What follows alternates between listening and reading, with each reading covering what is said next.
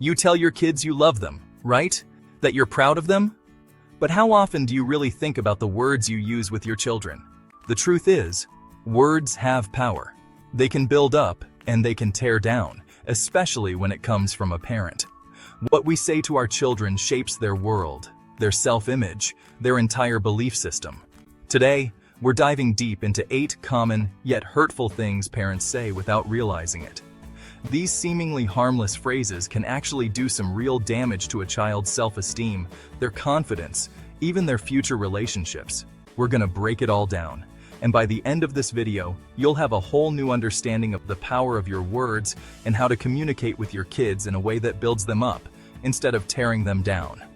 It's time to stop the cycle of unintentional hurt. Let's get real, folks. We all use labels, sometimes without realizing it.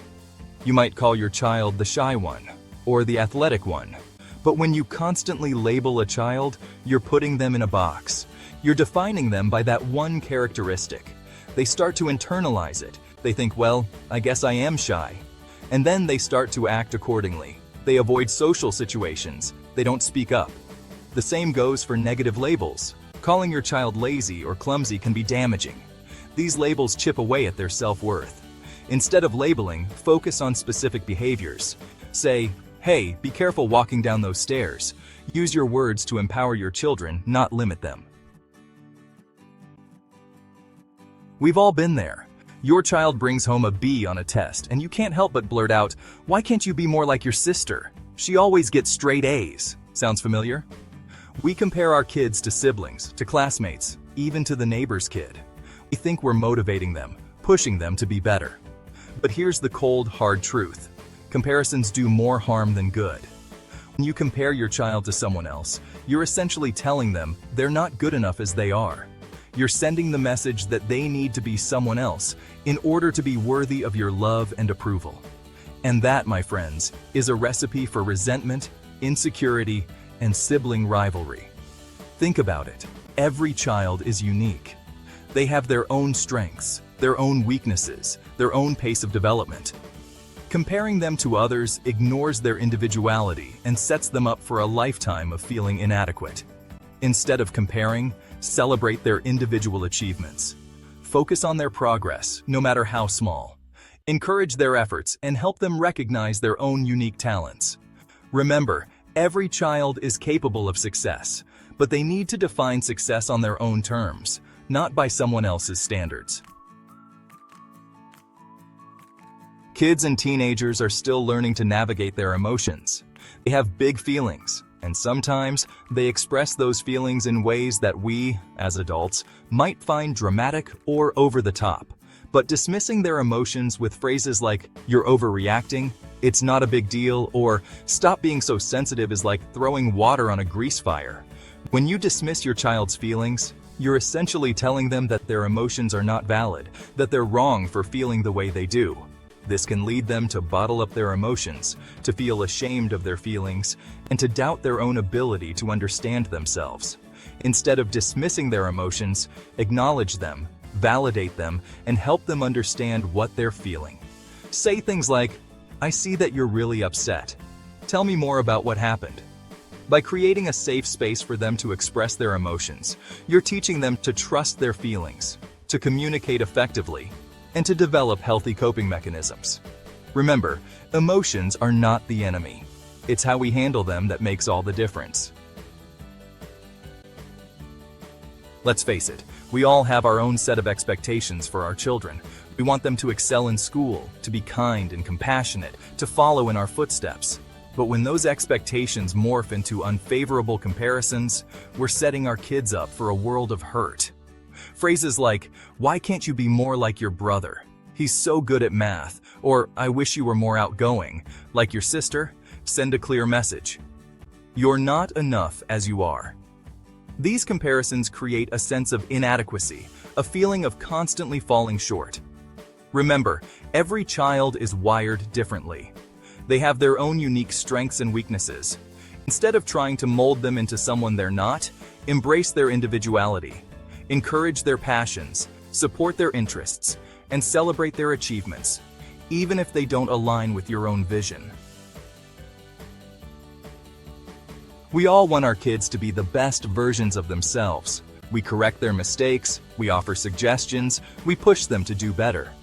But there's a fine line between constructive criticism and constant negativity. Constant criticism can damage their self-esteem. Imagine this. Your child cleans their room but forgets to make their bed.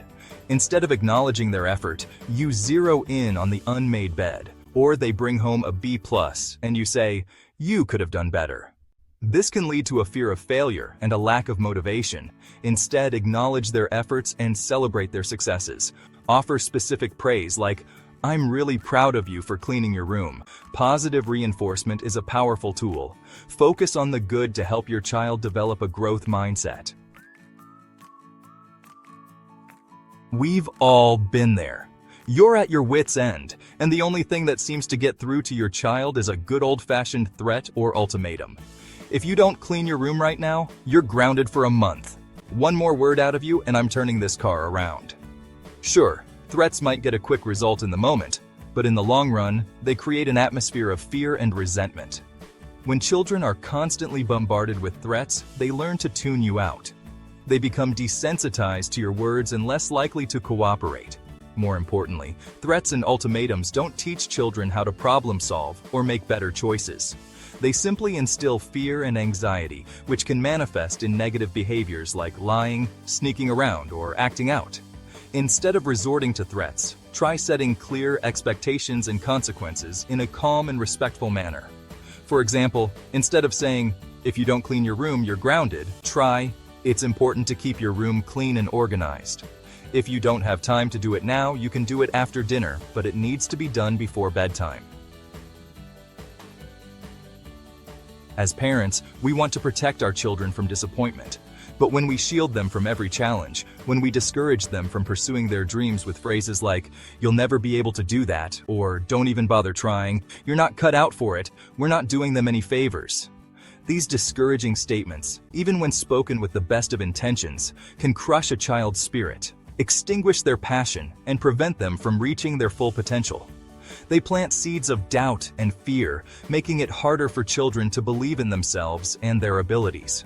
Instead of projecting your own fears and insecurities onto your children, encourage their dreams, even if they seem far-fetched or unrealistic.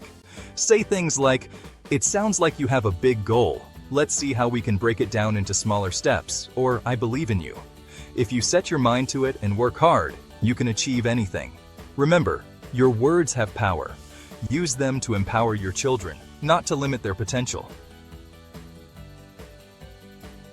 Let's be honest, we've all used guilt as a parenting tool at some point. "After all I've done for you, you should be ashamed of yourself for treating me this way." But here's the thing about guilt. It might get a reaction in the short term, but it breeds resentment and damages the parent-child bond in the long run. When you constantly use guilt-inducing phrases, you're essentially manipulating your child into doing what you want, not because they understand why it's important, but because they feel obligated or afraid of disappointing you. This can lead to a cycle of guilt, resentment, and strained relationships. Instead of resorting to guilt, try open and honest communication. Explain your perspective, set clear boundaries, and encourage your child to share their feelings. For example, instead of saying, "After all I've done for you, you can't even do this one thing for me?" Try, "I'm feeling overwhelmed and frustrated right now. I need your help with this. Can we talk about it?" Remember, healthy relationships are built on trust, respect, and open communication, not guilt and manipulation. So there you have it, folks. 8 common, yet hurtful things parents say without realizing it. The words we use have a profound impact on our children's self-esteem, their emotional well-being, and their overall development. It's time to ditch the guilt trips, the comparisons, and the dismissive comments, and replace them with words of encouragement, understanding, and unconditional love. Now, I want to hear from you. What are some phrases you're guilty of using with your kids? And how do you plan to change your communication style? Share your thoughts in the comments below. And if you're looking for more tips on positive parenting, be sure to check out our next video, where we'll be discussing effective communication strategies that will strengthen your bond with your children.